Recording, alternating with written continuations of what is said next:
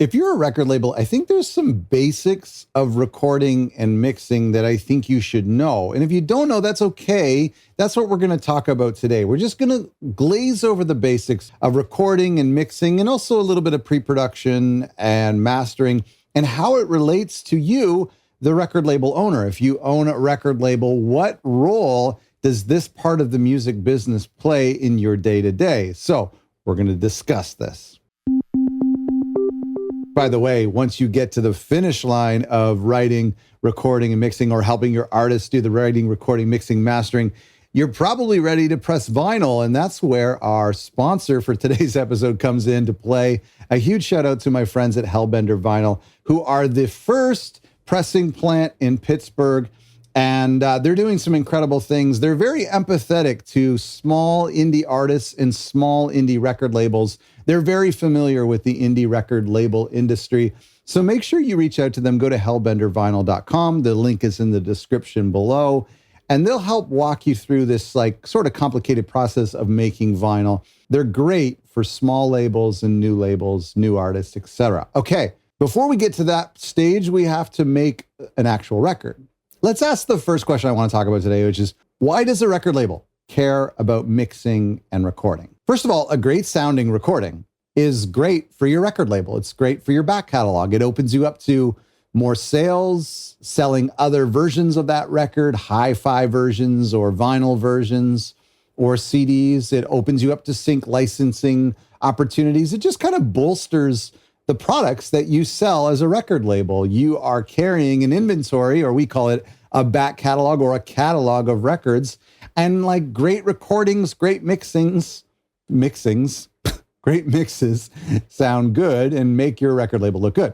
The second reason I think you should care about recording and mixing is that as a record label, you're like a coach helping artists through their career. In fact, years and years ago, it was very common for an artist to not know anything about recording and mixing and to not even know what those terms mean, and to sign to a record label, and a record label would hook them up with a studio, maybe even hook them up before that with co-writers to make sure the songs were ready to be recorded, and then hook them up with session musicians and mix engineers and mastering engineers. And the record label would pay for that and coordinate it. That's changing a lot. In fact, it's not common at all anymore. A lot of artists are recording at home or paying for their own studio time. There's a lot more awareness of how this all works. And a lot of major artists are just starting on their own and doing things on their own, or self-managing the recording and mixing process. But not every artist is like that. And so I think that it's important that labels kind of come alongside their artists and make sure they're aware about everything and make sure the songs are ready to be recorded, and helping the artist not waste money in the studio and to be efficient in the recording studio. Some artists want that creative consultation or that creative collaboration, even in the songwriting process, or saying, hey, here's 15 songs. We want to do a 10-song album. Can my label help me figure out what are the best 10 songs, or what are the best 10 songs that make up a cohesive record? There's a lot of artists that like input, a fresh set of ears, maybe not a dictator in the old ways of record labels, but a fresh partner to say, hey, I think that these songs are really great. Here's the way I think you should record them, whatever. I mean, some record labels actually, I've talked to, refuse to be involved with the recording and mixing process altogether. That's okay. That's totally their prerogative. I think it's great when a record label is just there to support them and to be fresh ears and just another vote or another helpful voice in the production process. Finally, it's part of the business, so you really should know how it works. We're going to break recording and mixing down into 4 key terms and 4 key stages.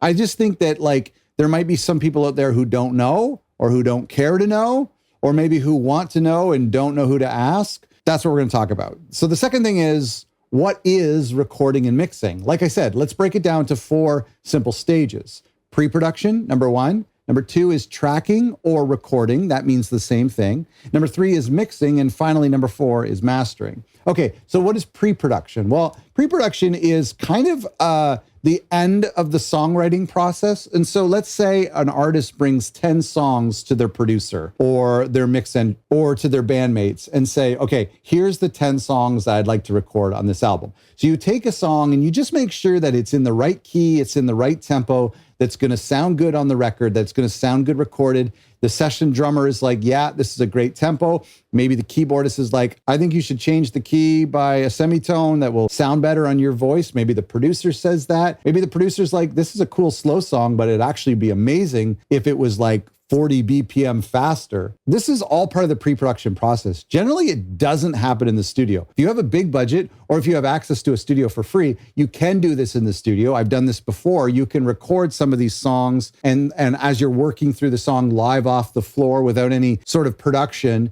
just to kind of hear it back and listen and think, you know what? That song's a bit too long. Maybe we should cut the third chorus. This is all pre-production. It's basically like the marriage between recording and songwriting. So it's the end of songwriting, but it's the beginning of production. That's why it's called pre-production. I often do pre-production at home. I'll play along with a metronome so that I find the absolute best tempo, and then I write that down next to the song, and I finalize the lyrics, and I finalize the key, and I try it a semitone up and a semitone down just to double check that I'm right in the perfect zone for my voice. And then that kind of checks that song. It's ready to go into the studio. Because if you go into the studio with some of these questions unanswered, you could be wasting time and money. The second stage is tracking or recording. Tracking is just a synonym for recording, which means setting up mics and recording the drums for song 1, and then recording the drums for song 2. And then after that, setting up the mics or plugging in the bass, and then the electric guitars and the acoustic guitars and the keyboards, and then the vocalists and then the backing vocals and the hand claps and all that. Or maybe sometimes it's just taking the stems or the instruments from your laptop and then processing them through some cool sounding hardware, or re-recording some of the soft instruments into real instruments. Or maybe for a lot of like hip hop artists, they just bring the track in, and the only thing they're using the studio for is just for a great vocal mic and a great vocal chain. This is the recording process. Some people call it tracking. You can call it recording. All of these instruments are recorded and just dumped into the digital audio workstation or to tape, but usually just dumped into the computer and is a little disorganized, but it sounds good, but it's not yet mixed. And that's stage 3, which is mixing. Taking all of the instruments that you just recorded and then balancing them, making sure nothing is too loud, nothing is too quiet, make sure it's not overpowering the vocals, make sure that you can hear everything in a balanced way. Maybe it means taking the bass down of the bass guitar just so you hear the pluck of the strings a little bit better. Maybe you take the highs of the cymbals and soften them a little bit so that it doesn't get in the way of the beautiful piano or the vocals. That is mixing. And finally, mastering, which is taking the final mix of the song and adding the finishing touches, making sure that it's compressed, making sure that it's the right volume for digital distribution, balancing the EQ. And if it's an album or an EP with multiple songs, you're doing the same process, but to all those songs so that they all sound sort of similar from a sonic perspective, that the music listener presses play and one song's not louder than the next, or one song's not muffled and low-end-ish, and the other song is like bright and harsh, that balancing that all out together, that's mastering. Here's an analogy that will help you understand these 4 stages a little bit better. Let's think of a painter who's about to paint a painting. So they might sketch out some ideas on a piece of paper with a pencil, or even with a pencil on the canvas that they're actually going to paint on. They might think through some ideas, use the eraser and change some ideas. That is like the pre-production process. Then they get their paints out, they pick their colors, they pick their brushes, and they start to apply the paint. That is like the recording or tracking process. Then they're ready to put the finishing touches on it that they think like they're going to wipe down the edges a little bit. They're going to sign it. They're going to maybe put a gloss over top of it, or maybe just step back from it and view it in the perspective of an art gallery and say, okay, I think it needs a little bit more color here. Make sure the composition and the balance is perfect. That's like the mixing process. And then putting it in a frame and hanging it on the wall, or putting it on the wall in an art gallery and putting a little tag next to it, that's like the mastering process. Does that make sense? And finally, let's ask the question, why should a record label get involved in the recording and mixing process? The pre-production process is the process that the record label is least likely to be involved in. I don't really see that happening too much. Recording is also not really a place where a record label is involved unless the artist is inviting you to the studio and really wants you to be involved in the process. Maybe they really admire your taste in music or some of the music, maybe you're a musician, some of the stuff you've done before, and they want access to your studio, your instruments, or even just your insights. However, the studio is a very valuable place from a promotional standpoint. I think record labels should be at the studio taking photos, taking videos, maybe bringing in a professional photographer and doing the photo shoot there, or at least a professional photo shoot of the recording process that you could use for social media later. Maybe you film a music video there. At the very least, like tons of like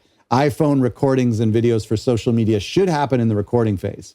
The mixing phase, there's not too much happening here aside from just input. If the mix engineer or the artist wants the label to speak into it, maybe the label is funding some of this and they kind of feel like they should get a little bit of a voice. That's between you and the artist. But again, mixing is usually between the producer, the mix engineer, and the artist. Mastering is one of the stages where a label is really involved. The reason being is because it's like the bridge, the sonic bridge between the studio and the final product. And we want to make sure as record labels that the music that we're hearing on our speakers or the speakers in the studio is being transferred perfectly to digital music or high resolution digital music like on Apple Music, Apple Lossless, or Tidal, or if it's going to be done on cassette or if it's going to be mastered for vinyl. We need to get involved in that process and make sure the mastering engineer knows the final destination of this music. Perhaps an artist has recorded all the music themselves in their bedroom on their laptop.